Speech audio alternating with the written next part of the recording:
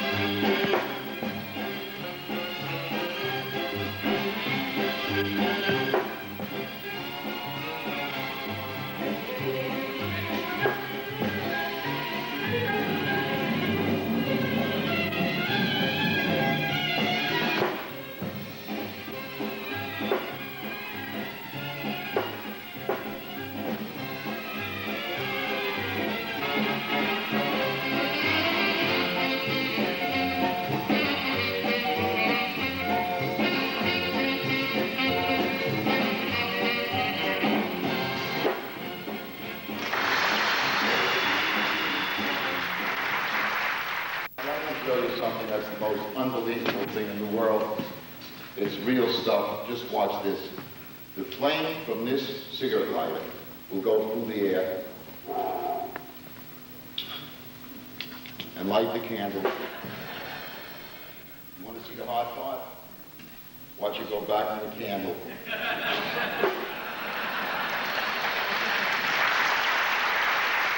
Yeah, so there's a problem though. So what's that? I said the baggage restrictions, I can't do the zigzag kangaroo, the tonnery store kookaburra, any of the big stuff. What would you recommend? He said, put it simply. Have you heard Jeff Atkins put something simply? He said, consider carrying a conglomerate yet a cohesive concretion of consummate competence and considerable craft which will carefully contrive to captivate the convention connoisseur yet confound the castigator. Now, I don't know about you, but I didn't catch the drift of that. I mean, still working on big words like kookaburra and corrugated iron, so you caught the drift of it, didn't you? I thought you did. Just wipe it, it'll soon dry. It'll be all right. I said, there is another problem, Jeff. When I come on stage, people may think I look Australian, like the lady in the third row who mistook me for Jason Donovan. She did. The lady in the third row there, drinking the metal polish. I said, but Geoffrey, as I start to speak, it's going to be more than obvious to the audience that I'm not really from Australia. I've lived there many years, but I'm actually was born near the sun-drenched tropical beaches of Yorkshire. He said, fake it. I said, how? He said, do something typically Australian. I thought, that's a good idea, something typically Australian. I could get drunk and not turn up.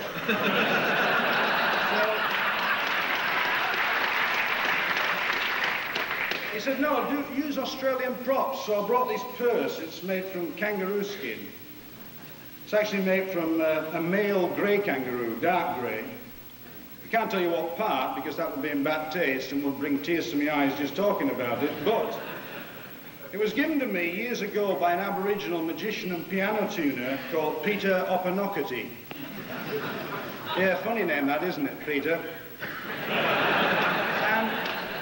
Now, he wasn't a very good magician, but he was a piano tuner. He learnt piano tuning due to a government grant for Aboriginals. Unfortunately, after he was trained, he only ever tuned one piano. That was the piano at the Sydney Opera House. And then Peter Opanokati died. You see, there's an old Aboriginal saying, Opanokati only tunes once.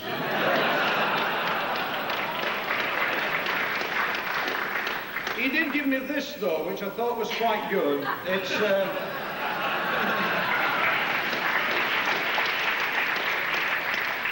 It's an Australian magic wand. Even it didn't like the last joke, smiled.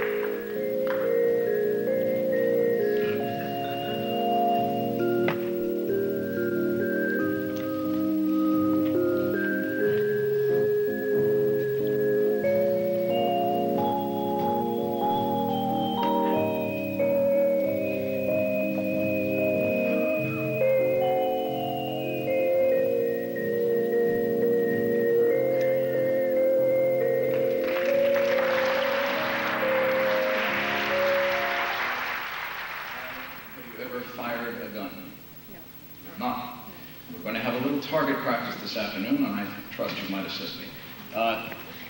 In this hurly-burly world of mile-a-minute events, there exists one irrefutable constant, the mind. Only through its power may one plumb the... I'm going to do a card trick. Please, if you will, touch any card. Well done. Now, upon pain of a slow and lasting death, remember the card. Have it? All right. In a moment here, I'm going to place this card in this box, and the box on a little stand table. You here will fire a revolver.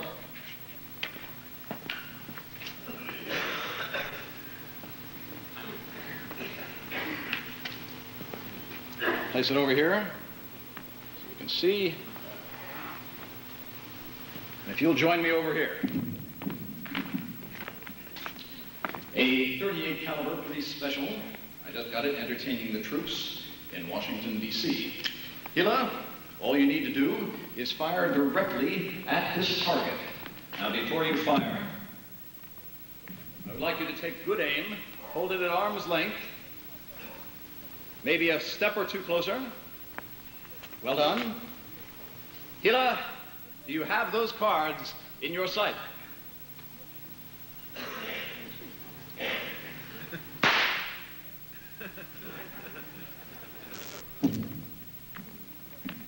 Not sure you're grasping the concept of the effect here. You see, you put the target on the table there. All you need to do is just plug it right in the center. The card will jump up, spin 3 times. It'll be your card. All right? Another try, please.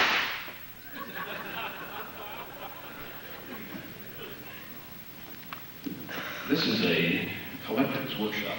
Collector's extraordinarily expensive. So I want you to be careful with your next shot, because I can guarantee you that your next shot is your last. All right? Please, if you will, one more shot. Just aim perhaps just a little bit higher. All right, I think you got it. Oh, I'm sorry. That was my fault. That was not yours. It was a cheap laugh. All right.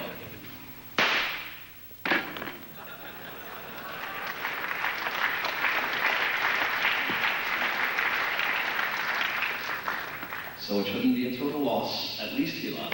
We have formed your card, the 5 of clubs.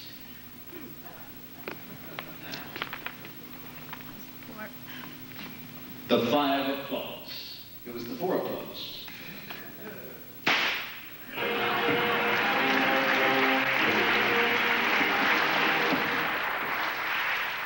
I was reading a book when I was a younger man. I wanted to learn about dove magic. And I wanted to do these things with the doves and everything.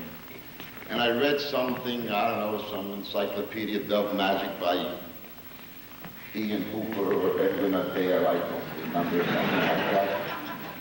And it told me how to do the birds and everything. And there was a passage that said, you have to have a gorgeous assistant. If you don't have a gorgeous assistant, use your wife. Wife?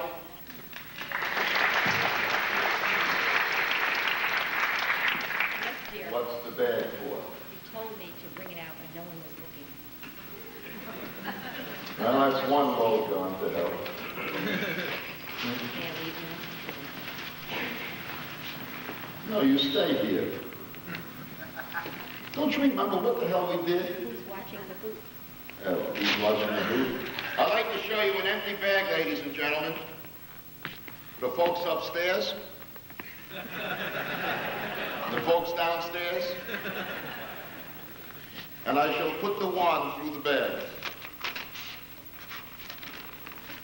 Would you please hold both ends of the wand? Watch.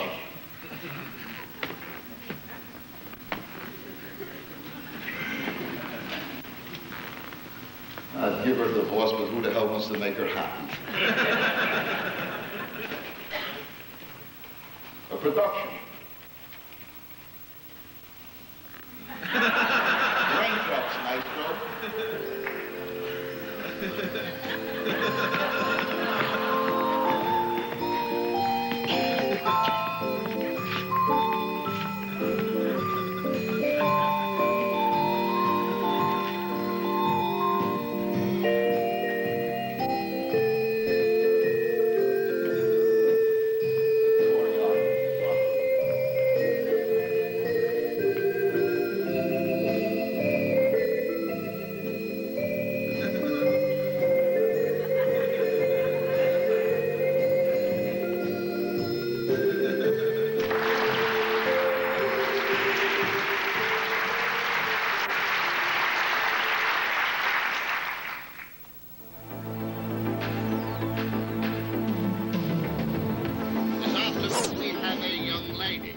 about to attempt something that, if successful, I feel sure will remain implanted on your minds for many, many years to come. Should her attempt fail, then the very least she can expect is to receive a very serious injury. Ladies and gentlemen, I ask you to give a warm Eastbourne welcome to the amazing, the magnificent, the wonderful Miss SITO. She will attempt, purely by the power of her mind, to influence a member of this audience as to which of these 4 switches he or she will press. I would like to ask for a volunteer, a lady or a gentleman, preferably not a magician, who would be kind enough to come forward and assist us. And let me say straight away, it must be somebody over the age of 21. A great round of applause. Would you like to tell me your first name? Dennis. Dennis? Well, Dennis, during the course of the next few minutes, you're going to have Miss SITO's life very much in your hands. So I think you'd better meet Miss SITO. Now, what I'd like you to do, Dennis, is just come over here and just look at the switches here, clearly marked 1, 2, 3, and 4. What I'd like you to do is just stand over there and mentally select one. Don't do anything else, just mentally select one. Now, connected to each of those switches is a cable, and at the end of each cable is a charge of high explosive. In that case, Miss SITO, I think you can see the young lady. Would you be kind enough to hold that? Now this, ladies and gentlemen, where hopefully everything should go with a bang. But let me make one final announcement. In the event of any accident taking place, neither the President of the British Ring nor the local authority will have any responsibility, nor this gentleman over here. The sole responsibility would fall on the shoulders of myself and Miss SITO. Dennis, have you finally decided on your number? Thank you very much. Miss SITO, are you ready? Very good. I shall now switch the console on. Dennis, every one of these are live. Think very carefully and stand back, ladies and gentlemen, because it's most important now. Would you press the one you have just thought of? Yes? I told you to stand back. Would you like to press one of the other switches? Any of the 3 that are not there? No, the switch. Now you can see what we're talking about. You've got 2, number 4, number 2. Think very carefully. Don't touch anything. Are you prepared to carry on? Would you like to press it? Now into the final bit. Would you like to press the last button? Just to make sure.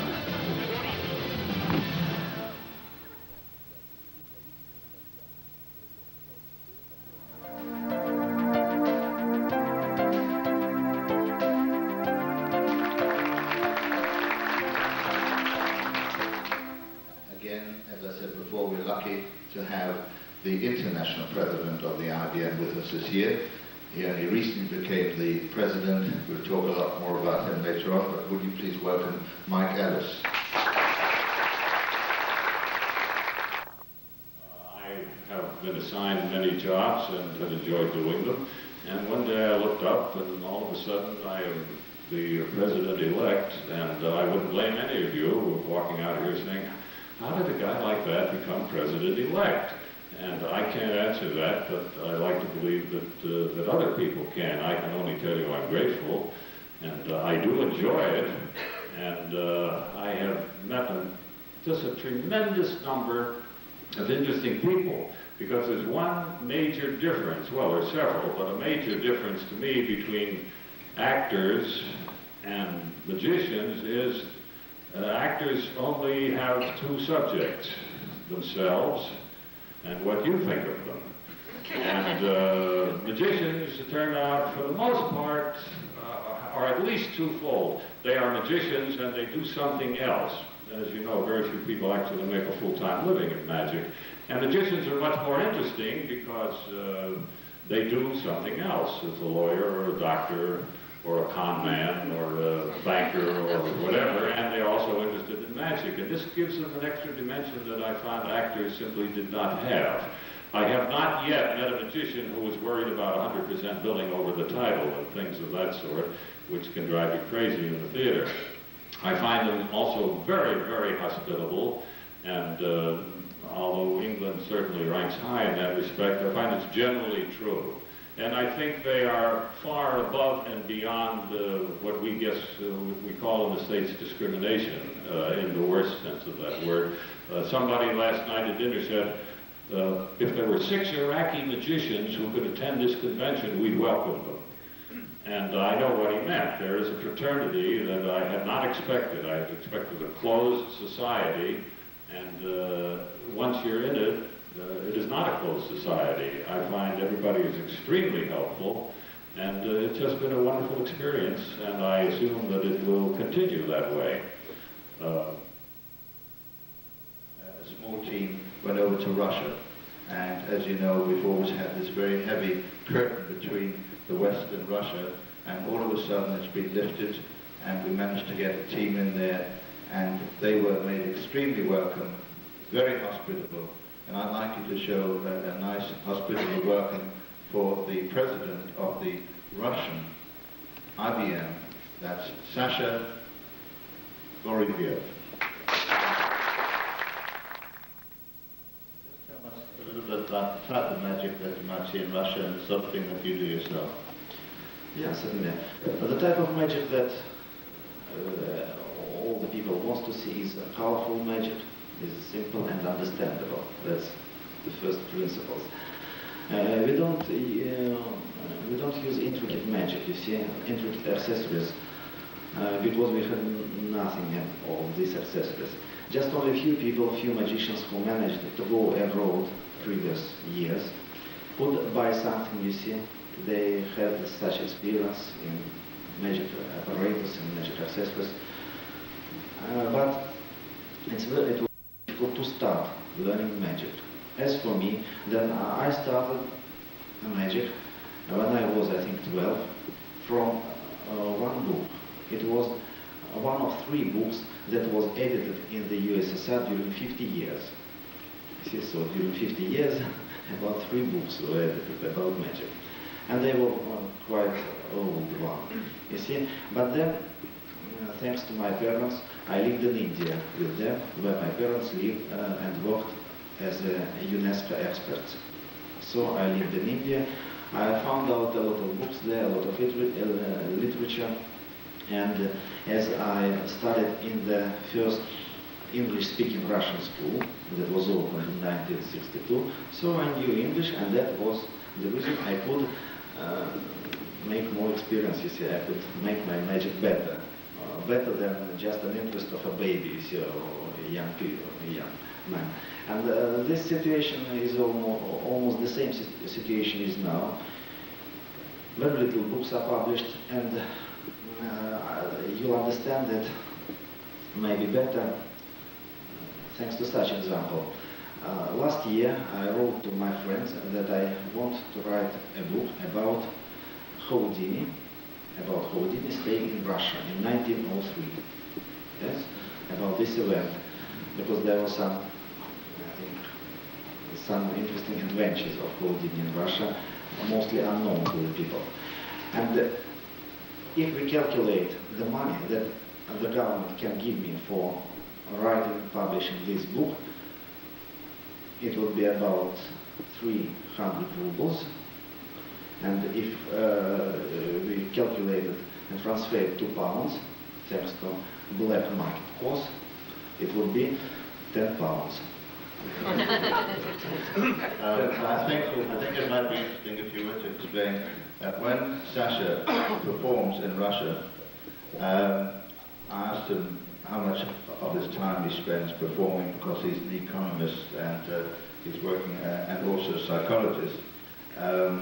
And it's a staggering figure, because he said what he earns by performing magic in one night is what he would normally earn in over 3 months. Is that correct? Yeah, for one night, for one day. But what would be quite interesting, something I would like to mention, which did happen just recently, so it kind of ties in with what you were saying. And I think it really is an important point on the, if that's for me, can you tell them I'm busy for a minute? Important thing on the performance of magic. We went to a magic lecture and a guy was, without mentioning names, was talking about sleight of hand and how important it was. And that you just needed to be really good at sleight of hand to be a proper magician. Well, I know you're good at sleight of hand, if I can do odd little bits and bobs. But I think it's really important to emphasise, and it should be emphasised at all magical lectures, that magic is a performing art. And however good you get at something, the only time you ever become a magician is when you show it to somebody else. And I found it really interesting standing up, and Jane was standing up, trying to argue this point, that magic is a performing art, and this guy was trying to argue that, no, it's not. I just found that quite interesting. I thought I'd throw it in. I can see you're really excited by that. No. It's a performance. It's the whole thing. Ken Brook said it once, I'm sure, and if he didn't, he probably should have done. That if you do a sleight, I would say you're doing a sleight of hand trick, because you have to do it sometimes. I'm a great advocate for it. If you find an easy way to do it the easy way. But if it's got to be done the hard way, then do it the hard way. That if you do the sleight of hand really, really well, that you're really just sort of doing this with it, you know, the clown's close-up bit, that you're quite likely to be caught on the sleight. But if you do the sleight really badly, that you're really entertaining with it, they're unlikely to catch you on the sleight because they'll be smiling and laughing at you. And so I think it's a really important point on learning. Slightly controversially, the problem is in this country, there are a lot of people that think because they practice in the bedroom, they're good enough to stand on a stage and entertain people, and that's maybe why magic's got a bit of a bad name in this country.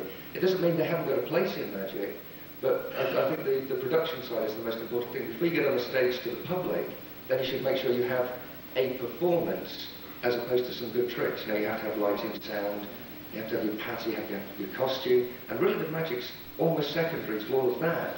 And if you just stand up there with a few pretty boxes and things, people go, oh God, a magician. Whereas if you stand up there and entertain them, they'll go, this guy can't be a magician, he's good. The most interesting searches I made was in Tibet, 1948, before the country was opened up by the result of the Chinese invasion. I went there trying to ascertain or do 3 things. First was to photograph the Holy Mountain of Tibet, which had never been photographed in color. Succeeded in getting that, and it was that journey that became the first illustrated travelogue in color to appear on American television. But I also wanted to look into the validity of the so-called miracles of the lamas in Tibet, and of course came to the conclusion that most magicians would already know that these were myths, legends, exaggerations. At the high altitude that is characteristic of most of Tibet, fantasizing is easy, having fantasies is easy. The people on Mount Everest have said that they often imagined that they would see somebody following them through the snow at 26 and 27,000 feet. And this was a very real person that they felt following them. Sir Edmund Hillary had that same experience, and he asked me what was my analysis of it. And I said, I think you already know that, of course, the shortage of oxygen and the buildup of carbon dioxide will create this sort of thing. I saw no miracles whatsoever that follows there. And the third thing that I was interested in, no relationship to magic, but from my point of view, my interest in religion, there is a legend that said that Jesus of Nazareth spent the missing years of his life before he came back in. He went with a caravan into Tibet. And I looked into that very carefully, although very difficult to do because it's hard to find guides who understood, shepherd porters who understood the precise vocabulary required in order to ask technical questions. But they had never heard of Esau, which was the name of this man in the legend, which is apparently the word for Jesus. The story that he had actually lived in the Hemus Monastery in Ladakh, which is a side province of true Tibet. We now know that such a man never was in that monastery, that the writings that have been ascribed to him by a Russian traveler. I'm not in that monastery. That no traveler ever broke his leg and was taken in by the lamas there, being Jesus, theoretically. And therefore, it is another one of those legends. That is perhaps the most interesting part in my travels, I think, that I've ever done. A new word, we have many words. We have magician, conjurer, prestidigitator, legerdemaniac, and so forth. Describe ourselves, and I thought it was about time we had one more to enrich our vocabulary. And so I took the traditional word of conjurer and I changed it to conjurian, a conjurian. And in this book I advance the reasons why this is a very suitable word to add to your vocabulary, not to take the place of any other books or any other words, but an additional one, a conjurian, a magician. Very nice, thank you. To welcome the man that I said had caused a real impact last year, and anyone who's seen him or has experienced his lectures will know what I'm talking about. This week we're going to see his show, and I'd like you to welcome Dale, please.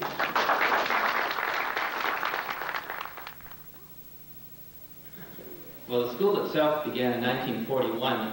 Ben and Marion Chavez were vaudeville performers, and when they lost their 5-year-old daughter in a tragic accident, they swore between themselves they'd never perform again, and it was at that time that Ben decided to turn his talents to teaching. He opened in 1941 the Chavez College of Magic, which soon was under the GI Bill, and responsible for turning out many very fine performers over the years. At one time they had 2 studios in California, one on Figueroa and the other on Sunset Boulevard. And it was always the intention of Ben to teach not tricks or sleights, but to teach how to take command of an audience. In fact, that's the basic philosophy of the entire course. Many times students came in, took the entire course, and went out and did nothing that they learned specifically, and yet you could see in their way that they handled themselves, the way they worked with props, and most important, the way they worked with the audience, that they indeed had had professional training. And a good example of that is Don Allen. When I watch Don work, I don't see Chavez routines, but I see the Chavez style in timing and routining and in his presentation. And he would be the first to admit it, that what he learned from the course was a way of handling himself in front of the public. My experience with Chavez, in 1963, I saw perform in Lafayette, Indiana, the great Neil Foster, who died about 2 years ago, and that turned me around. Mike was saying earlier how his life was changed when he experienced the training that he did. Well, I've been in magic since I was 5 years old, but had not yet found my niche. And when I saw Neil work, that confirmed what I'd already felt inside me, and that was that I should be doing the silent manipulative type magic that I've seen on the Sullivan Show and elsewhere. And so I enrolled in the home study course, the Chavez, in 63, completed it in 65, and it sort of developed from there. One of my dreams, unspoken dreams, was to someday become an instructor with Chavez as well as a performer. And when I moved to California in 1969, I had the good fortune to work with Marion Chavez, who still had her studio in Paramount City. And before she died, a year before she died, Neil was visiting me and we had dinner with Marion, and that's when she dropped the news that she'd like the 2 of us to continue the school. So that was a dream come true, and since then it's been my desire to continue the tradition on the West Coast. Neil handled it in the Midwest until he died, and now it's Chris Jacob who has the studio in Battle Creek, Michigan. The creative magic has been the comment that many people will get a performer and absolutely duplicate him and go no further than that. Now you yourself, for a while, you overcame it rapidly, were called a carbon copy of Neil Foster. Not fair, not so, but that was happened. Suddenly you exploded in about 22 different directions. What was the impulse, apart from the critiques, that made you do that, and how can other people who have been overly influenced by a single performer suddenly begin to get creative?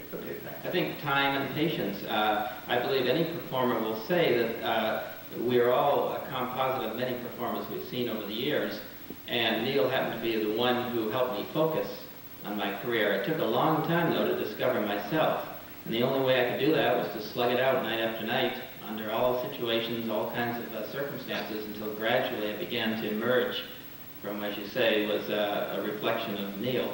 Neil, that was his experience. He was very much affected by Cardini, for example, and it took Neil many years to break through and find himself as a performer. And it probably is true for all facets of magic, or performing art for that matter, that we are a combination of many people, and if you stay at it long enough, eventually you begin to find yourself as a performer. That's one of the most exciting, to me, one of the most exciting facets of being a performer is to spend a lifetime trying to find myself. You still do the zombie? Well, you bet. Okay. Although he always, yes, always inclines around, as I said, I hope we can extract just a little bit of the serious side of Terry's secret. Terry, yeah, tell us something about yourself, your background. It's plain white at the moment. That was the serious side of Terry. Had a Russian book. Got into athletics. Athletics and track and field was my dear, dear love in life. If you read Roger Bannister's book, the first 4 minutes, the breaking of the 4-minute mile, you'll find I was involved, and one of the great things in my life was to be involved with Roger Bannister in the breaking of the 4-minute mile. There was 6 months solid training. Chris Brasher, Chris Chataway, myself, a guy called Ivor Power, and one other guy I can't remember. We were called the Lunchtime Club. Every lunchtime at Paddington Recreation Ground, we were training with Roger Bannister to run a quarter-mile lap on the track in 60 seconds dead, and I was really heavy into track and field athletics. And I was an insurance inspector dealing with claims and the selling of new business. Magic was still a great hobby, and my life changed one Tuesday morning when I had to deal with a fire claim at a house in Allen Lane, Boreham Wood, where a man had had a fire in his bathroom and was claiming for a lawnmower and a set of golf clubs. The insured was William Henry McComb. I cannot stand any more magic shows where the guy comes out and does a trick between every act. It is not necessary. I put a thing in my book, and I hope you'll all buy it, but there's one little phrase I want you all to remember, that I think any MC of a magic show should remember. Have more in your head than you've got in your hands. Remember that if you MC a magic show. It's damn true. Have more in your head than you have in your hands. That's what should happen. Well, this may seem like a peculiar or specialized question, but do you do any magic with pipes?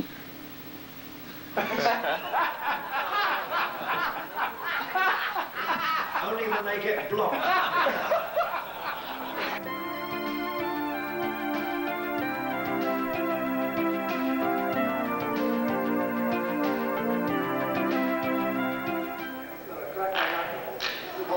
Cracker is what you have here. It's a very nice object. Fits in the one finger like this. You just wake up in the morning and you're standing in line in front of people at the grocery store and you just crack your knuckles and they'll let you go right through. It's when you take a boy's neck, you just shake his neck and you just bend it like this. You hit it and you go back very slowly. It's very, very real and lifelike. I don't know if you can hear the amplification in the microphone, but that's basically what it looks like. And when you go back through, you just turn it easy. You gotta very, very effective, and it's just kind of neat. I'm great for noises, that's all. This is a levitating type of noise that's attached to your belt. It's very, very effective in an elevator where it scares everybody that the floor is going to get stuck. It's just great. This is an item you're behind a counter in a grocery store and you say, "Don't move, lady, don't move." And you go to hit her. Say, "Look at the size of that sucker." Think it's that like that.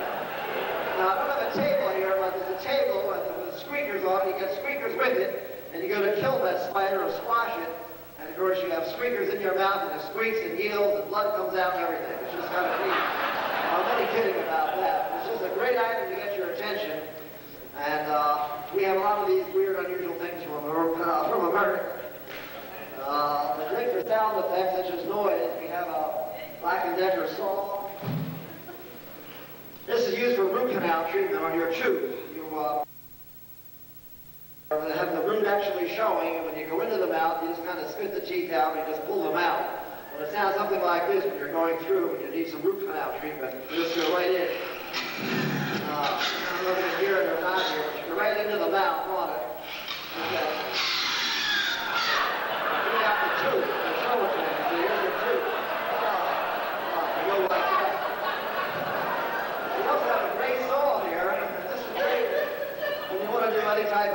amputation at all. This goes right comes the hand right off. And, there's a lot of great things you do at a restaurant where you have a table that's kind of wobbly. You just bring this down. Idea with these saws, they're very, very effective. You just do an easy amputation. Anytime. Waltzing Matilda is easy to do. You're live. You just bring it down, come out. Here's the neat effect you can do with the squeakers, which, let me just bring the squeakers that you get. Here's what the squeakers sound like. Here's a... But with the fly, of course, when you hit that fly up, when you step on it, and you kill the thing. The idea of waltzing Matilda, you reach right out for the moon, the squeaker comes with it when you buy that waltzing Matilda. Once the squeaker's... Now, put that foot around, come out to the right angle, bring it down, take your scissors, watch his right hand turn, reach for the moon, and you've got it, you place it in your pocket like a Toyota. Once you've got it, you'll never leave go. Open this pocket. Oh, this is ridiculous. All right, just hook this in the pocket, try to stay there, and come straight out. Waltzing Matilda. You got to be some distance from the audience so you won't see the wire, like a mile. But you just have to move it around. Push this out here, and you move it like that. You bring it down, in, out. You've got it. Don't lose it. Wow, this will make you a star. Waltzing Matilda.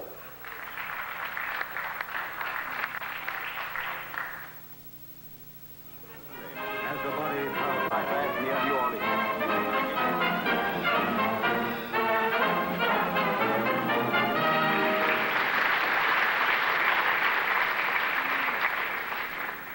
Good afternoon, ladies and gentlemen, and welcome once again to some more pleasures of yesteryear as we turn the clock back to the 1940s with forces in the 40s.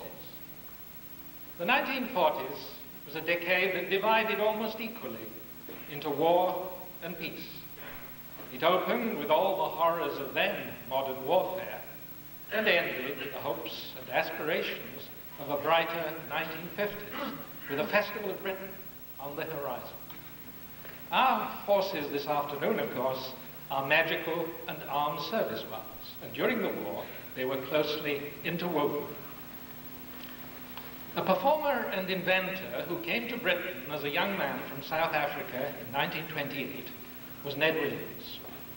He changed his name, perforce, to Robert Harbin when Oswald Williams, great illusionist, engaged him for a season at Maskelyne's St. George's Hall. During the 1930s, Harbin's magical stature increased inexorably, and he received, and I think sustained, favorable comparison with David Devant in his prime. In 1939, Harbin was poised for even greater things. Secure in his pocket, he had a 7-year contract with the Music Corporation of America. But with the war, that was annulled, understandably. Harbin joined the Royal Engineers, was commissioned, and then transferred to the Royal Artillery for anti-aircraft work during the Battle of Britain. And when the Battle of Britain was over, he was transferred once again, now with the rank of Lieutenant Colonel to the Royal Army Service Corps. He was responsible for entertainment in the Middle East, the Western Desert, Cairo, Iraq, Iran, or Persia as it was then, and India.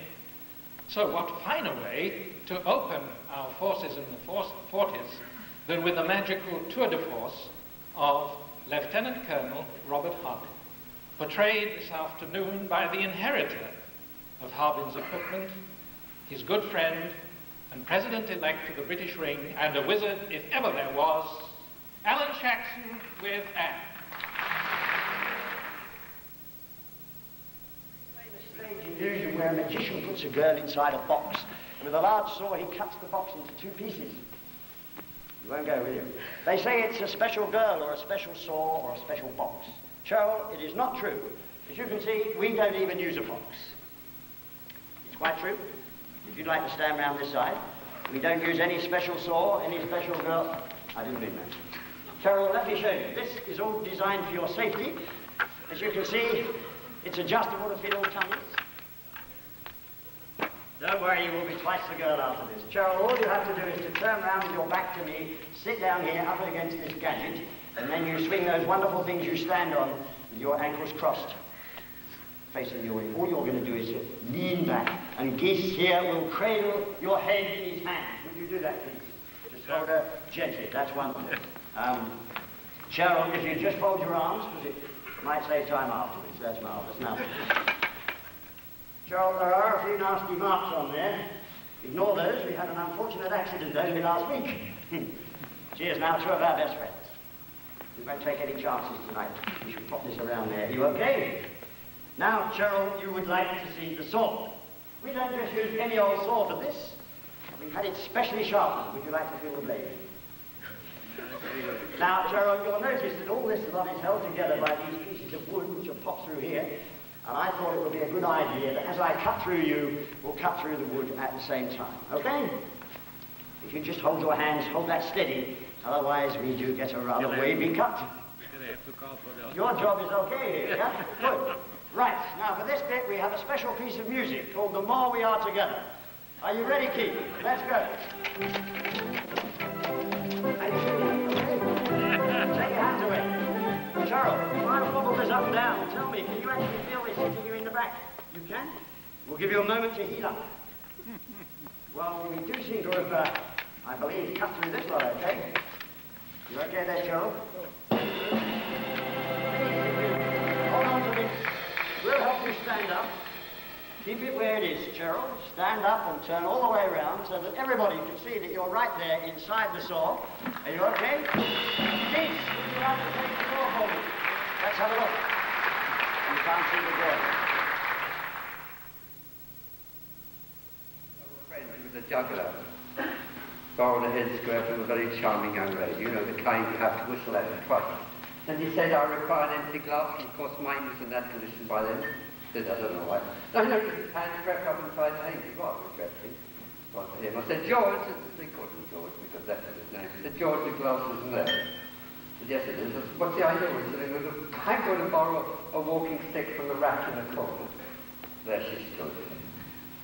He said, you know, because I'm balancing the handkerchief on top of the glass, which is balanced on top of the stick. I said, don't be silly, George, anybody could do that. He said, well, not like that. Watch.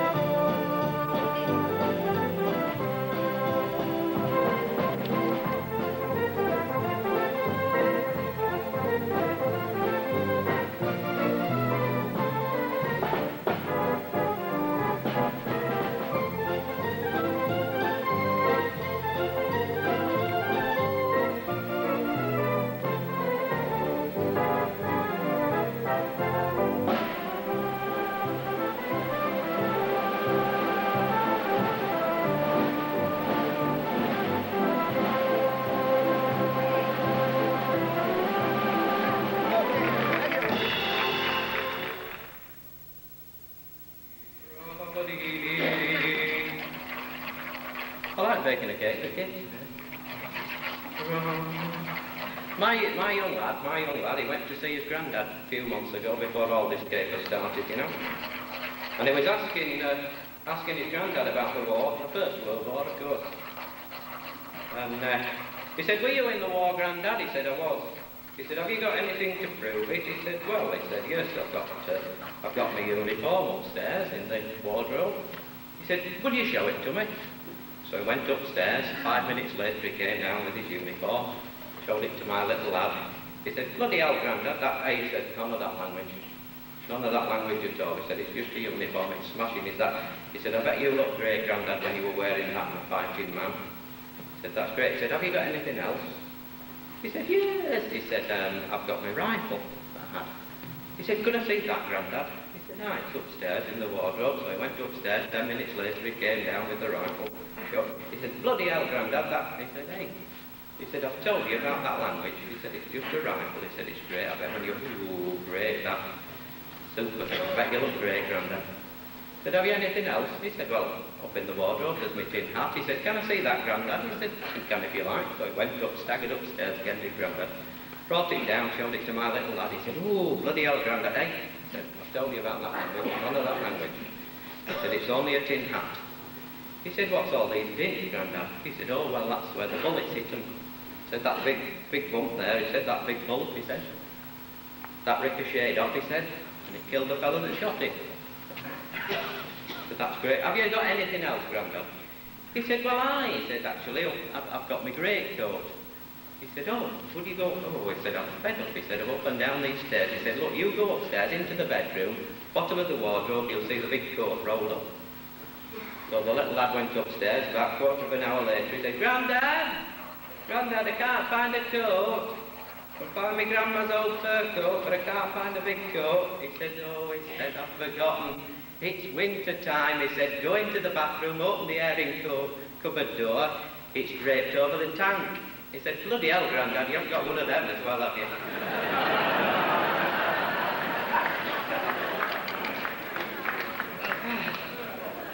Now look at that. You see what I mean? There's not enough there to put in your hat. Now, I think you're right, we should have rehearsed this. Hey, look at that. Hey. I'm beginning to wish it revolved and lit up for a finish. That goes in there, and there we are. Now, look at that. That is a top.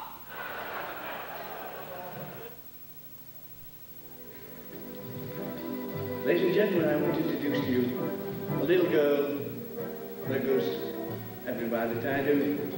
The gentleman on the iron long piece is playing a lovely piece of music called Thank Heaven for Little Girls. I want to introduce to you a little girl that I thank heaven. Those little eyes of blue that so appealing, one look and you go crashing through the ceiling. Thank heaven for little girls. Thank heaven for them all, no matter where, no matter who. Without them, what would little boys do? Thank heaven. Thank heaven, thank heaven for little girls.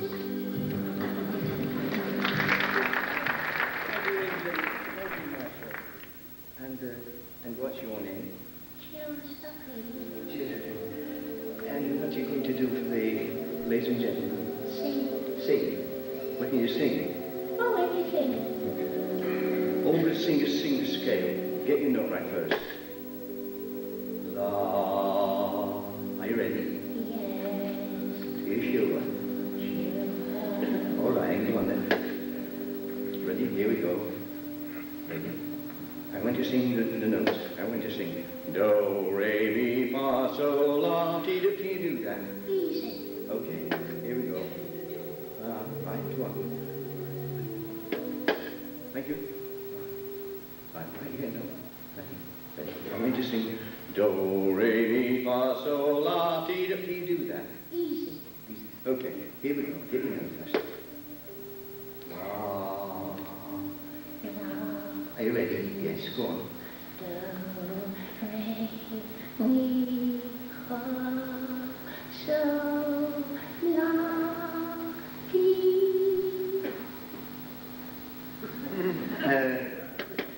I didn't hear the last one. I didn't either. Would you like a drink? Oh, yes. Yes, go on. Right. Down the hatch.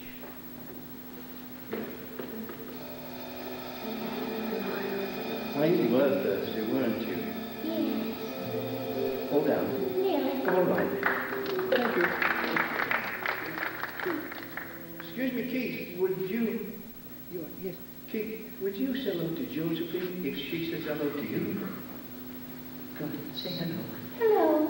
Hello. Oh, he said hello. That was nice, yes. He nodded. That's right. Keith nodded. What about that? Well, who's working today? What you going to do? Yes, I see. Ladies and gentlemen, Josephine is on a concert at school at Christmas, and she's going to sing it, to practice on you. Here we go. La. Hey, ready?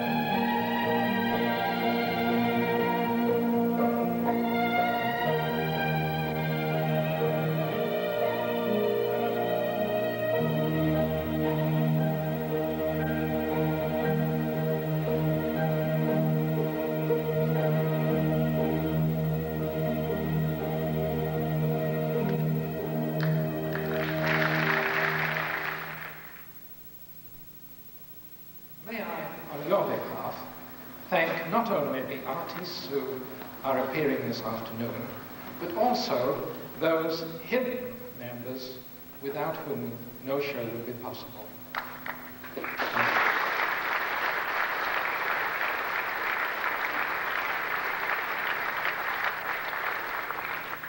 So thank you for your recognition of the tremendous work that our stage director, Ron Langers, Neil Roberts, and this absolutely splendid stage crew of the Congress Theatre that's made working with them this afternoon such a pleasure.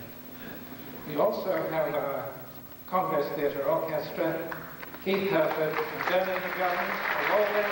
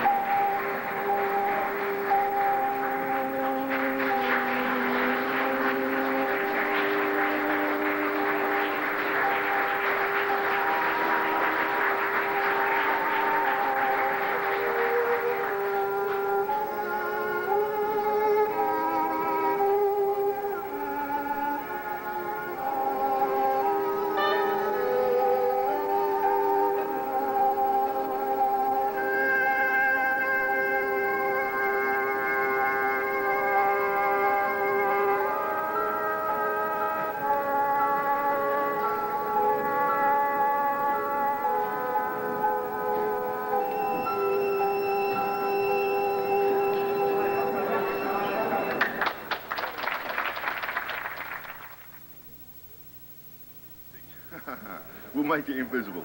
Give it a little flick and it flies around the room and lands there. Yeah. Next up is the 3. That flies across the room and lands over there. That's the 3.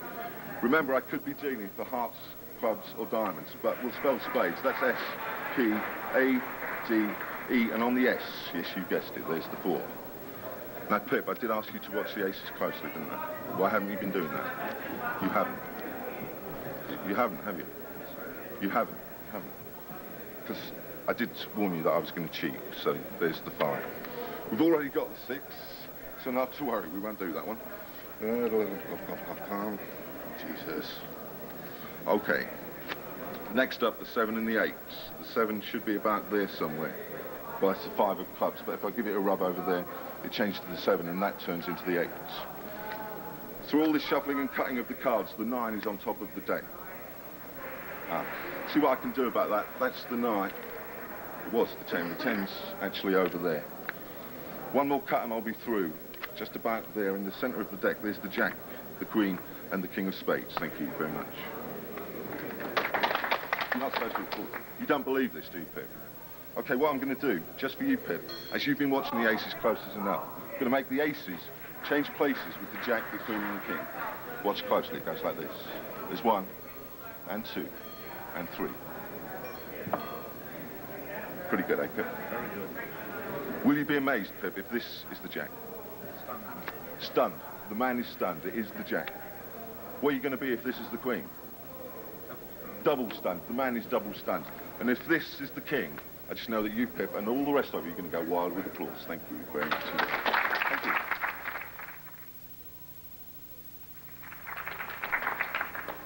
I'm going to just stick the aces back into the pack. One last little card illusion for you. There we go. Otherwise you might accuse me of not dealing with a full deck. I'm going to take some cards, have them face up, and some cards I'm going to leave face down. And I'm going to shuffle the face up cards into the face down cards, using a sort of one of those casino style shuffles, like this. So the faces actually go into the backs. That gives us what we call a mixed or boxed pack. Faces and backs all jumbled up, backs and faces.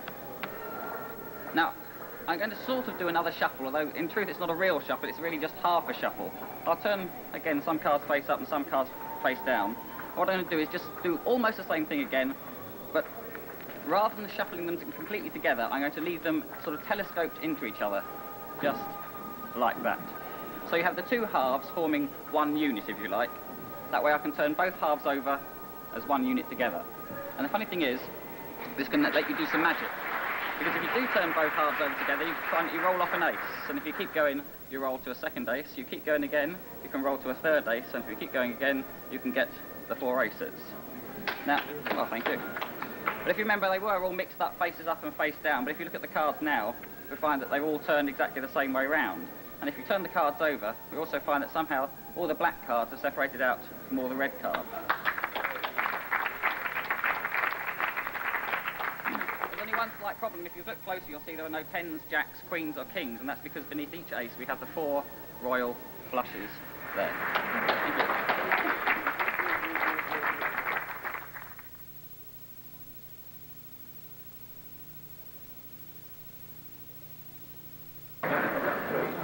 The ace of spades, in no particular order, the ace of clubs, the ace of hearts, and the ace of diamonds. Now, here we go. This is the difficult bit. The ace of diamonds goes somewhere near the bottom. The ace of hearts goes a little bit nearer the top. The ace of clubs goes into the middle, and the ace of spades goes somewhere near the top. Push them in. 1, 2, 3, 4 aces into the deck. Now, in this modern age, we can liken a pack of cards to a computer deck. For example, if you take a pack of cards or a computer and you remove the memory bank, easier said than done. That's the memory bank. We integrate the circuits. Circuits integrated. We press the enter or return button. The pack goes into action and the computer delivers us a playing card. In this case, the ace of clubs. Now that's not too bad, I don't think, considering that there's no aces anywhere near the top or indeed near the bottom. Let's try it face up, because they're very versatile, today's computers. Take out the memory bank. That's the memory bank. We integrate the circuits. Circuits integrated. We press the enter or return button. The pack goes into action and delivers us a second ace. In this case, the ace of diamonds. Even more versatile, these modern computers. Every day there's a new update. Take out the memory bank. That's the memory bank. We integrate the circuits. Circuits integrated. We press the enter or return button, the pack goes into action and face up in a face down deck, ladies and gentlemen, the ace of spades. However, there is always something that goes wrong, especially with computers. However, it's not computers that make mistakes. It is in fact people who make mistakes. And I'll show you what I mean. If I integrate, take out the memory bank, that's the memory bank. Integrate the circuits, circuits integrated. Forget to press the enter or return button, the pack goes into action but delivers a piece of useless information. However, if we repress, reprogram, put the cards into action once again, the pack should deliver us, with any luck, the final ace, the ace of hearts. Thank you very much. Not bad, not bad. Here we go. Watch. Ah, that's amazing. That's it's an Irish 10p. That's not much good, is it? Never mind, we'll get rid of that one. You probably think now that I've got a massive hole in this handkerchief. Well, I'll show you that there isn't a massive hole in the handkerchief, as you will see there. And because I'm a little bit Irish, I'm going to turn it round, and you'll also see that there's not a hole in the other side either. Just my finger. Or is there? Oh.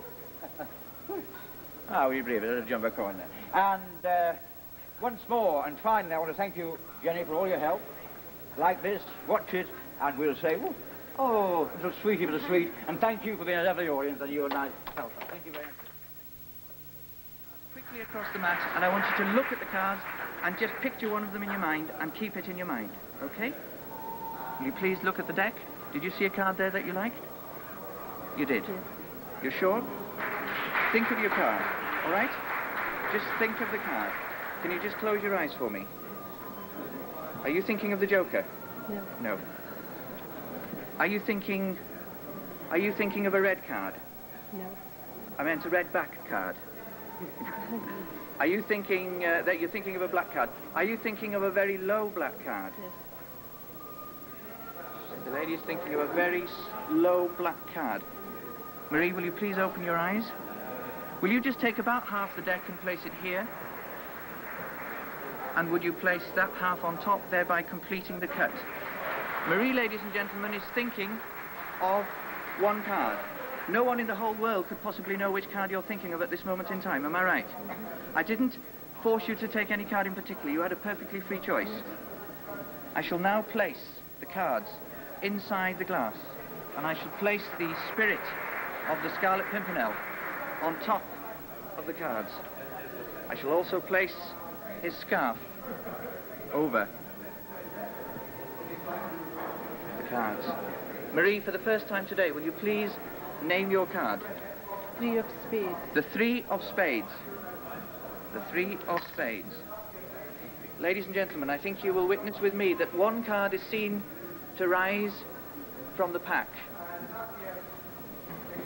I wonder if that could be the card that Marie was just a few seconds ago just thinking of.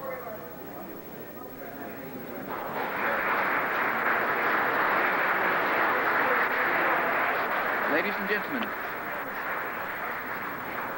I ask you to ask yourselves whether or not you have just witnessed a pure coincidence. Thank you, ladies, for helping me. Or whether it was almost a miracle. Thank you.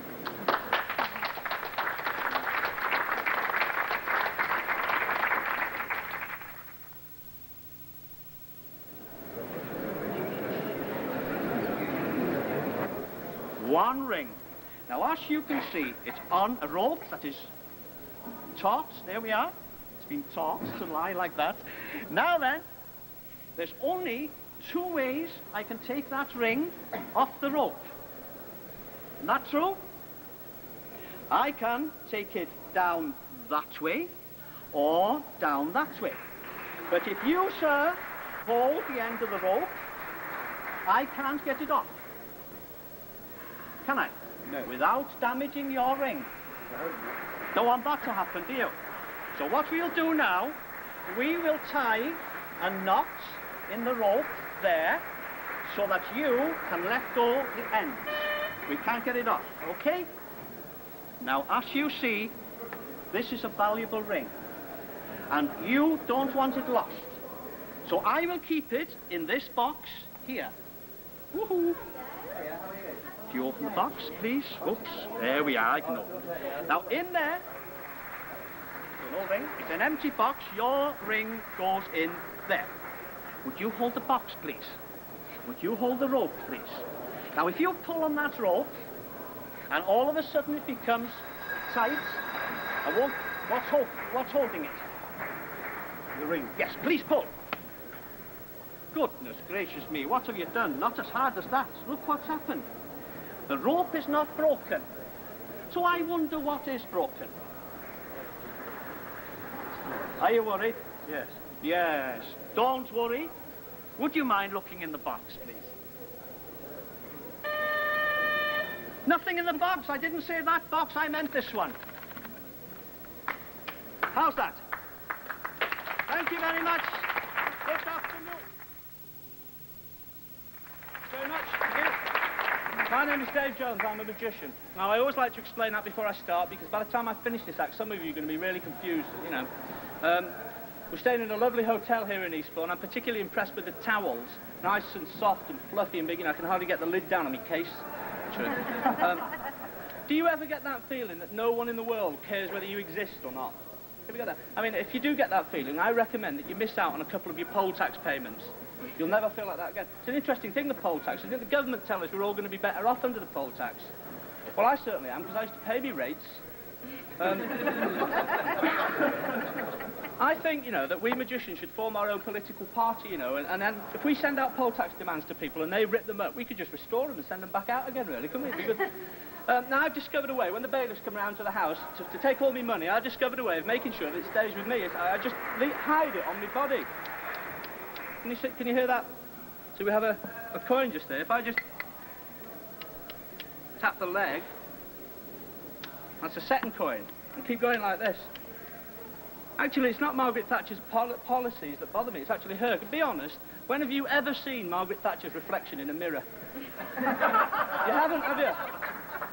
And what really worries me is the fact she doesn't cast a shadow either. Have you noticed that? Anyway, what you do is, before the poll tax people come round to get you, you hide the money in the places, and the way you do it is you just wave the wand over the hand and it disappears. We'll do it with the second one. This is the most difficult one to vanish. We're going to, oops, sudden gust of gravity there, did you notice that? That's the second one to go, which just disappears just as quickly as that. And the last coin, if you think about it, this can't be done, so don't think about it, okay? And that's the third one. Oh, okay. Actually, they're back where they were. Here. There's one more to go. That's the second one, and the third one. Oh, actually, could you do me a favour, sir? So could you just hold your tie out for me, please? Not a poll tax this thing. He is a poll tax. Actually, it's a good job we didn't discover this one, because that's a bit of a different... I'm going to be totally original with the next trick. It doesn't actually stop the show, but it sort of slows it down a bit, you know. I'm going to do a card trick. And what I'm going to do is I'm going to cut the cards into 4 piles and give you a lesson in a palming masterclass for all those magicians who are interested in palming. Now, to actually do this masterclass, I need 4 cards. And the way I'm going to do is I'm going to cut the cards into 4 piles and just cover them with my hands like that, and I just get a king. And you just keep going like this until all 4 kings have appeared. Just like that.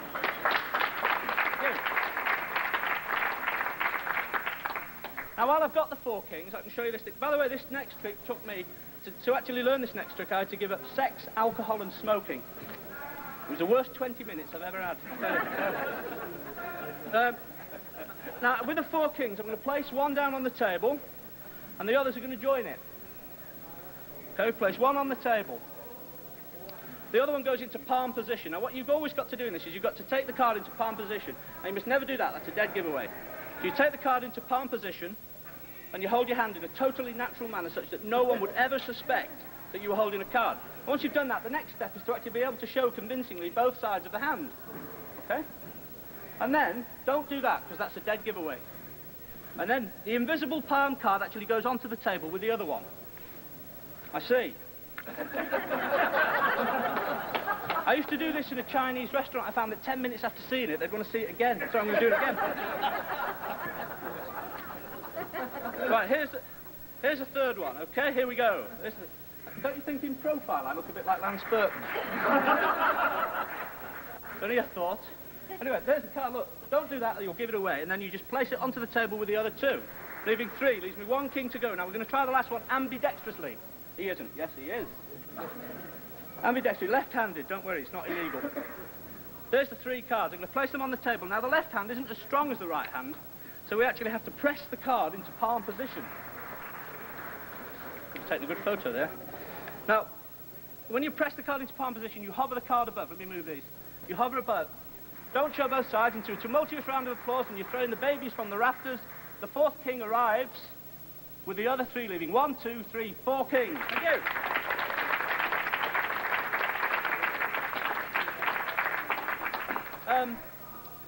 the last trick in this extravaganza, and by the way, have you ever thought, what is a vaganza, and why have I got an extra one?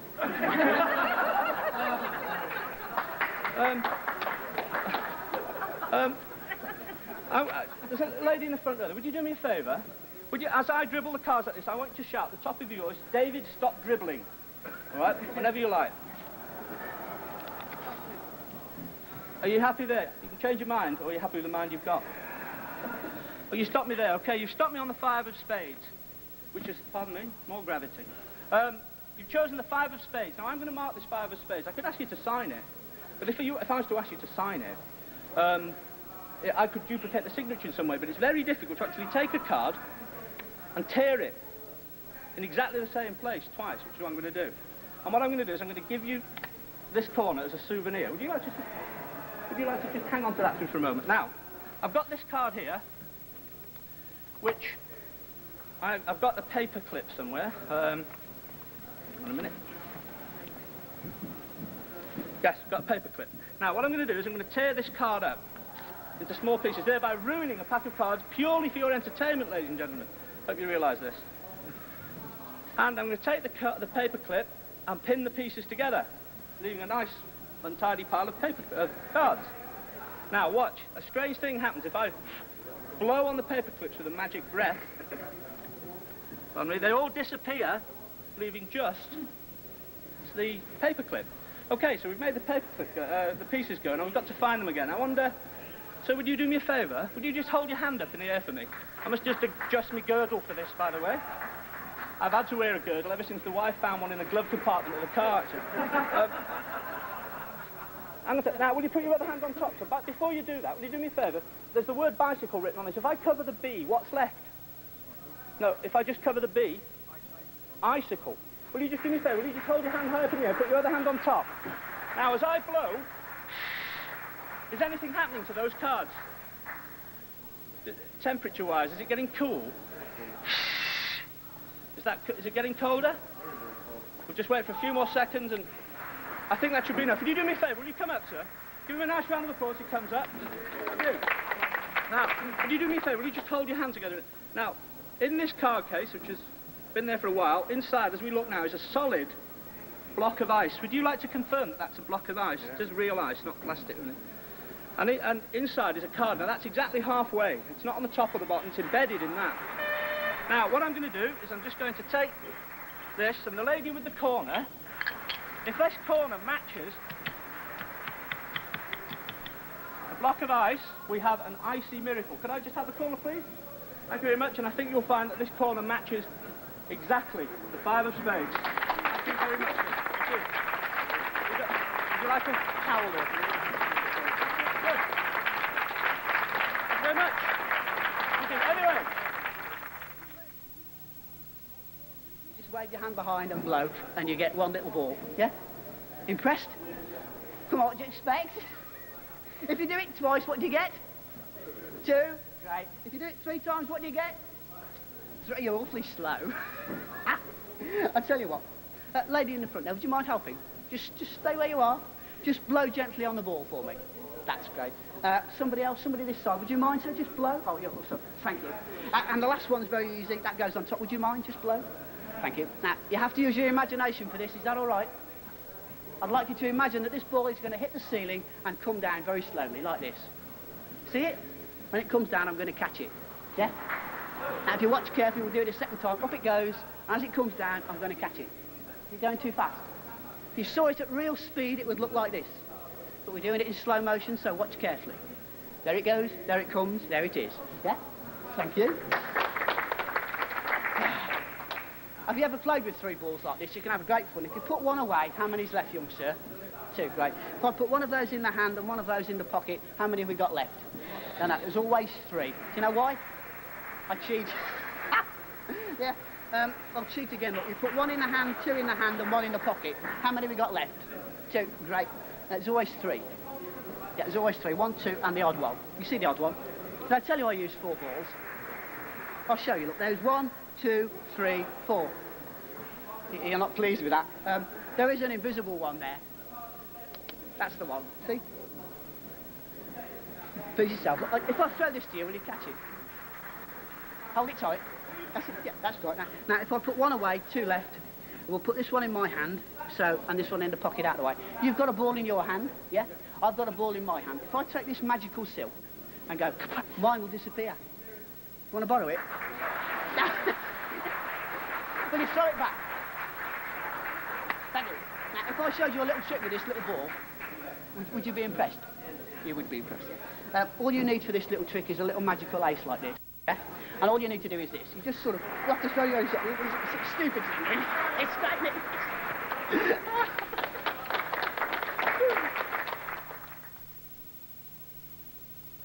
To help me, and I'd also like to thank the various warm-up artists that have been on.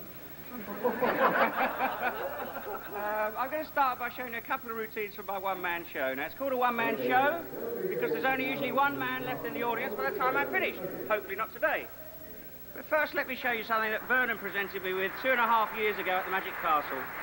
Here. It's a very beautiful thing. It's inscribed. It says, "To Alan Burton, thanks for all you've taught me over the years. Signed, Vernon Patel, Magic Castle, Tandoori, Balham."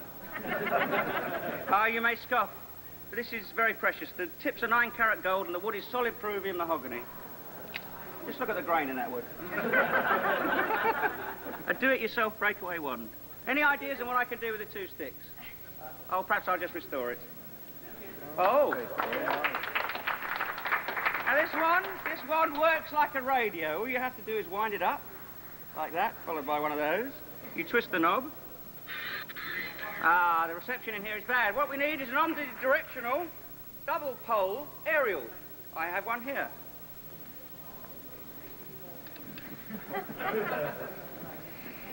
Now this should work. This should work. Works on the car anyway. Good? Obviously a BBC Radio 1 programme. Oh, groan. Have you ever seen the trick when the magician takes the wand like this, he gives a little rub, he puts his hand behind, squeezes his wrist, and the wand levitates? Have you seen that one? I never know how they do that. Anyway, would you take the wand, make sure it doesn't unscrew in the middle? I need a silk hanky. It's all these resets. I'm a little, just make sure it's normal. No joins or... here we are. Good. Okay, and next I need a fingering. Grab the one back, thank you very much. Now, people ask me why this is my favourite trick, and I tell them that it was because I was born under a wandering star. Oh, please yourselves. Anyway, what I'm going to do is penetrate this ring onto this wand. Would you both hold the 2 ends? That's it. On the count of 3. 1, 2, 3. We say the magic word, cowabunga, turtle power. There's the ring on the wand. Thank you very much. Now, what you've just seen...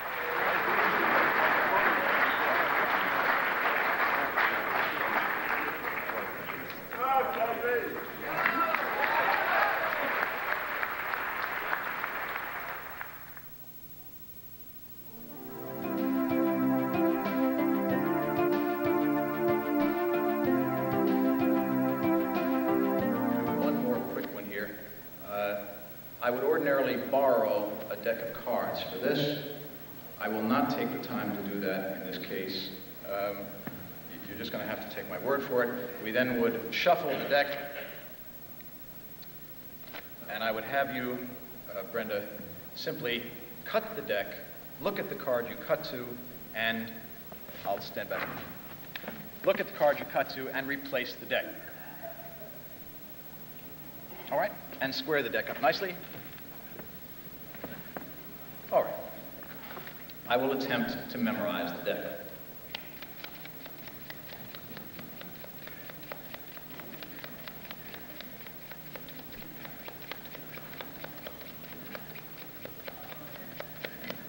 What was your card, Brenda? 5 cards. Your card is the 29th card from the top of the deck. 1, or you've got the camera on it? 1, 2, 3, 4, 5, 6, 7, 8, 9, 10, 11, 12, 13, 14, 15, 16, 17, 18, 19, 20, 22, 23, 24, 25, 26, 27, 28, 29, the 5 of hearts.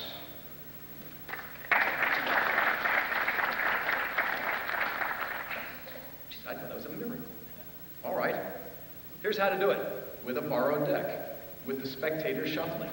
Maybe I didn't have the spectator shuffle, but she may. This I call mesmerization. I'm going to give you the formula for it now. It sounds difficult. It is. Here's what you do. When the spectator cuts the deck, you estimate the cut. Now that is not as difficult as it seems. You practice simply by writing big numbers on the back of the cards, and when you're at your desk and should be doing true work, you're doing that instead. Cutting and seeing how close you came. I estimated in the case of Brenda that she had cut about 27 cards, and I'm generally within 2 or 3. But to protect myself, and you subtract 3 from your estimate. In that case, I said 24. I went through here quickly, as you notice. When I reached the 24th card, I remembered 5 cards. And you do that this way. Got the camera on it? Queen, king, 4, jack, 5. Queen, king, 4, jack, 5. Queen, king, jack, 4, 5. Queen, king, and so forth, all the way through the rest of the deck, repeating only those 5 cards. As Brenda repeated her card, it was the 5th card in the sequence. I added that to 24 and knew immediately it was 29. Turned out I was right. But what if you're wrong? So you say, hey, you're going to be within 1 or 2. It turned out, I'm sorry, it was the 31st. Well, I was close. And you get just as big an ovation. It's just as big as this ovation.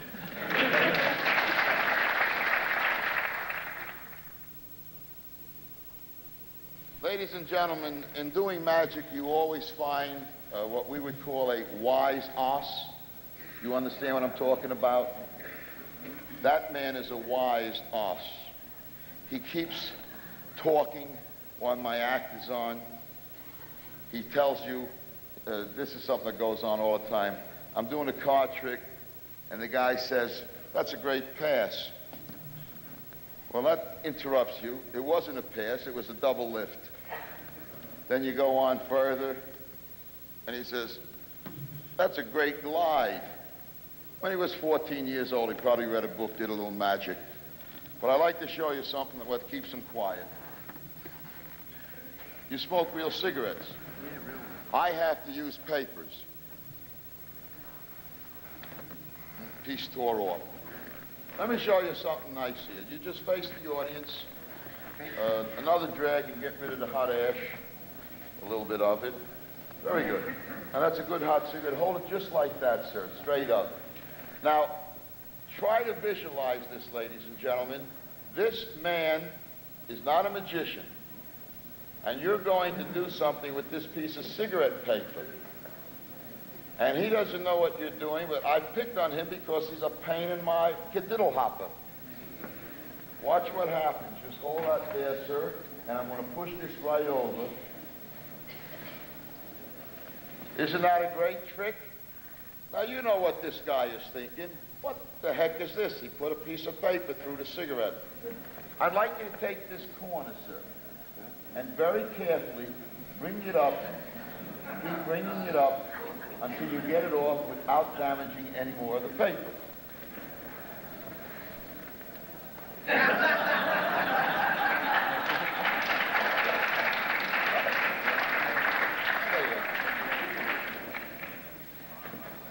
I'd like to thank the guy who gave me his cigarette paper. But this is our old friend flash paper. And there's a lot you can do with flash paper. It's not just for a flash. Now, I just pushed this across his cigarette, and it was real flash paper. Why did it not light when I put it on? Is there anybody here that doesn't know? Yeah. I feel like I'm next to Thatcher. The reason is, if you hold it taut and on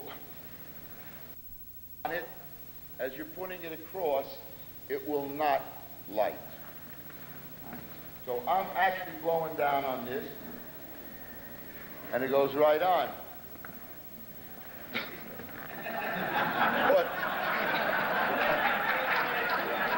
But you should see this guy who has been picking on me all night long, and this guy, big deal.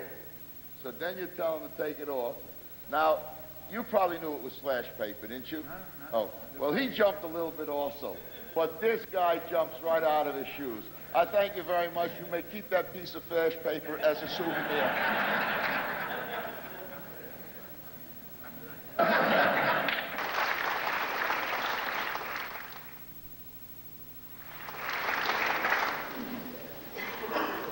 Here's one I'm sure you're all familiar with, but I'll try to expand on it a little bit, some different ideas. That's a great opening trick. You have two pieces of rope. You take the two pieces of rope and say, well, what we're going to do is to restore them. You make a little magic move like that, and they magically become one piece of rope. But it's got a knot in it. Now, I found if you don't like the knot there, you can slide it down there. If you don't like it there, you can slide it down there. If you don't like it up there, you can slide it back down to the middle. And then when you untie it, you get the trick with the two pieces of rope. So it's just a nice, quick trick. And basically what I have is three pieces of rope. I have a long one, a medium one, and a short one, like the Professor's Nightmare. On the medium one, I tie a knot. I hold it there, then hold the short one here. So you come out with two pieces of rope. You come over, as you do, you place the short piece in front of the long piece, and you wrap this around twice. Then as you move your hand down, you simply release one end here and transfer it to here. So you're left with the short piece laying over the long piece. And if you do it smoothly, it should look as though you're just tying it together. Okay, once it's tied on there, it looks like two pieces of rope tied together. Of course, the medium piece is here. Now you just say, Vic, you slide it down there. You don't like it there, you can slide it back up here. Then when you unfold it like this, or untie it, you just transfer this piece here. You let go and grab the opposite piece. So it looks as though you're untying it, and now you can separate it, and you get two pieces of rope. So here's just a couple ideas. If you do this routine, one idea would be to have the short piece in the pocket here, then come out with just one long piece of rope, do your favorite rope routine, then have the scissors in the inside pocket, take the scissors out, cut the rope, then as you put the scissors back, now that's when you steal the small piece of rope. So now you come out and you're ready to do the routine. Another thought on this, if you place a magnet in the medium-sized piece and a magnet in the short piece, like that, well, now you can come out and actually display two pieces of rope very cleanly. Now, if you have a magnet in this piece also, as you come over and you tie them together, you transfer this piece onto this piece, and now you end up with a knot here, and these two pieces, of course, are stuck together with a magnet. So now you can display one complete long piece of rope and do the same effect. So that goes there, that goes there. Then as you untie it, the magnet sticks to this piece of rope again, and you're clean and you can show it very fairly. But if you do the routine, that's just a little added touch, and that's called a sliding knot.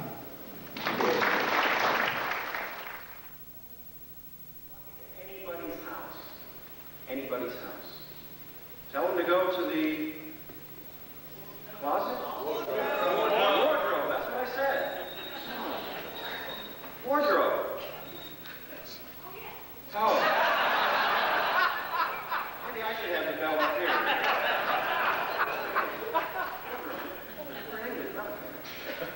You asked for two coat hangers. Coat hangers. I speak the language, okay. Now, they give you these coat hangers, you rub them together, they link.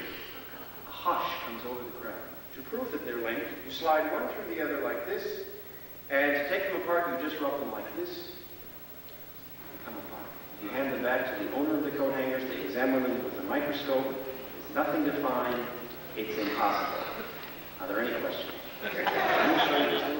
We did this like 6 years ago, right in Eastbourne, right? You all bought the little gimmick, right? You took it home, you tried it, you dropped it on the floor, you vacuumed it up, right? I don't have any more gimmicks. They're all in Belgium. But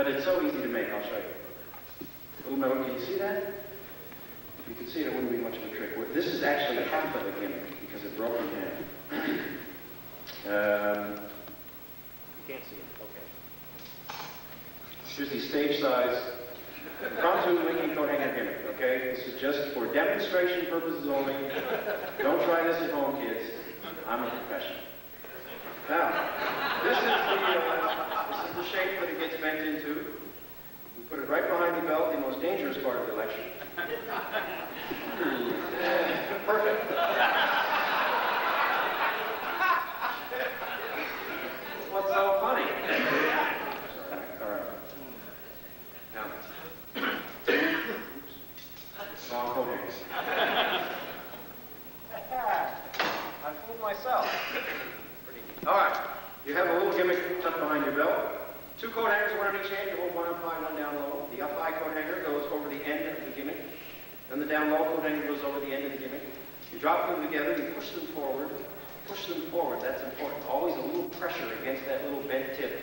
Then you let the bottom one swing away. Oh, I know this doesn't look very amazing, but with the wire coat hangers, the little gimmick, it looks exactly like they're linked together. Now, to prove they're linked together, you do this, and you do this, let it fall, and they swing. Okay, to take them apart, you push them together like that, you pop them off the end of the gimmick, and then you don't do that, okay? Even though you could, because everybody's eyes are right here where they're linked. You want to get their eyes away from that gimmick. So you do this, you do this, you do this, you do this. Boom, they come apart, everyone's looking you right in the eye, and you hand these out for examination, and you're ready to go. Now, like I said, with this one, it doesn't look that amazing. But remember how it looked with the metal coat hangers, the wire coat hangers, like they were truly linked together.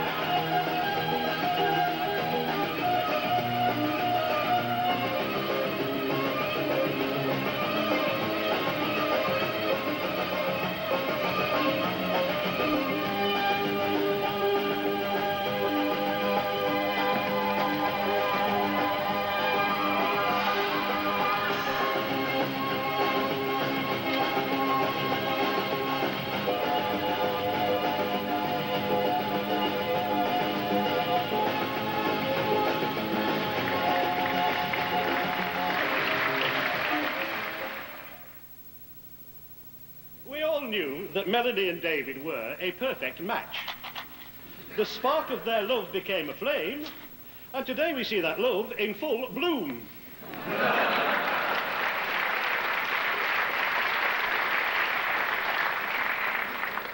But I digress. What am I doing here? I don't know, whatever. The old memory's going, you know. I must be getting senile. I said I can't do senile. I know. I must be getting geriatric.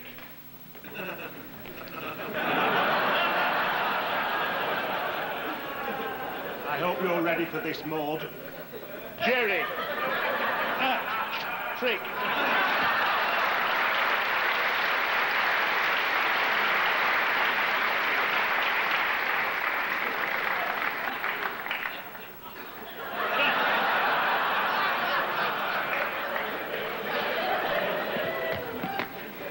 Oh.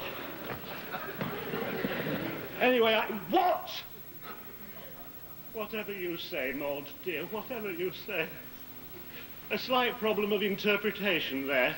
She thought I said I was going potty.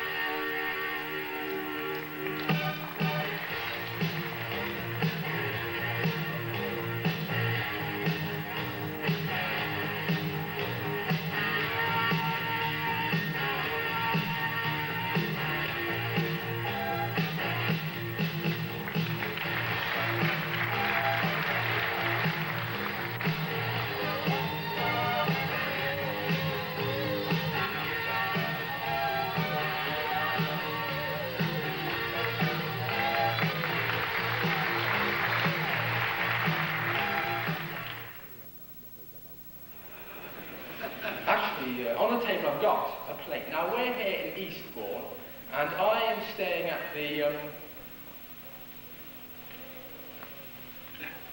Grand Hotel. And whilst I've been there, I've learnt the story of the plate.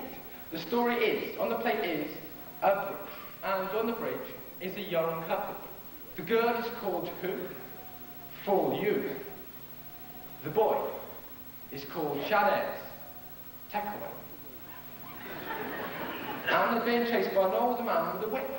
But the gods take pity on the couple and turn them into two lovebirds that fly away at the top of the plate. And that reminds me, how comes birds know you've just washed your car? See if I can get Sky TV. I tell you what, on the table we have a piece of black card, as black as the universe. How comes it the universe is expanding? I can't find a parking space. Here's the sun.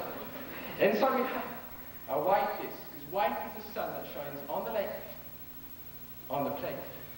And having passed this 3 times around the plate, something very strange happens, because the pattern on the plate completely disappears. To reappear on the white disc.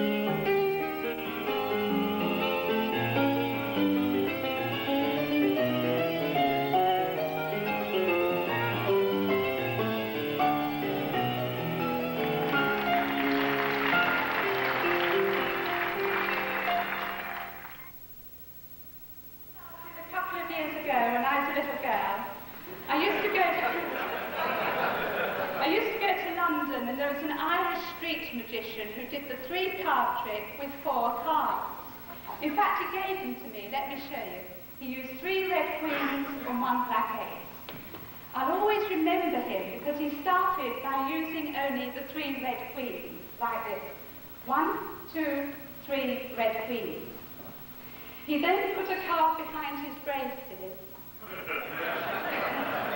I don't wear braces. And he picked up the black ace, which he put between the 2 red queens. He then turned the cards over very quickly, and I thought he'd done something funny. But he hadn't, because the black card was still in the centre. So he said, no, watch. He said, I put a red card underneath. I put the black card underneath the red. And I put the last red underneath the black. He found the cards out slowly, and he said, where's the black card? I said, in the centre. But he said, you're not watching.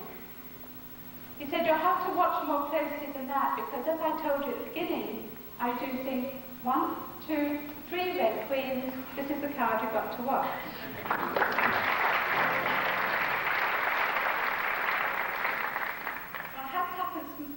I had tuppence pocket money, so I said, show me once more. So he put a card behind his braces. I don't wear braces. And he said, now I'm not little girlie, I don't want to take any notice of these 2 cards. That's the card I wanted to watch, and I'm going to make it easy for you this time, because I'm going to leave the cards face up. He said, I put the black card underneath, I put the red card underneath the black. He said, where's the black card? I said, in the centre. He said, you're not watching. He said, look, I'm using 1, 2, 3 red queens. This is the card you've got to watch.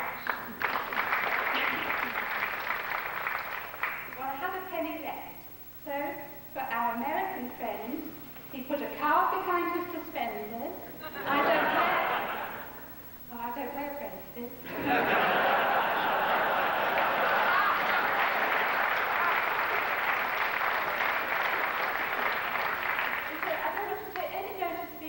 That's the card I want you to watch. And I'm going to place it in the centre there. That's the card. You've got to keep your eye on that card there.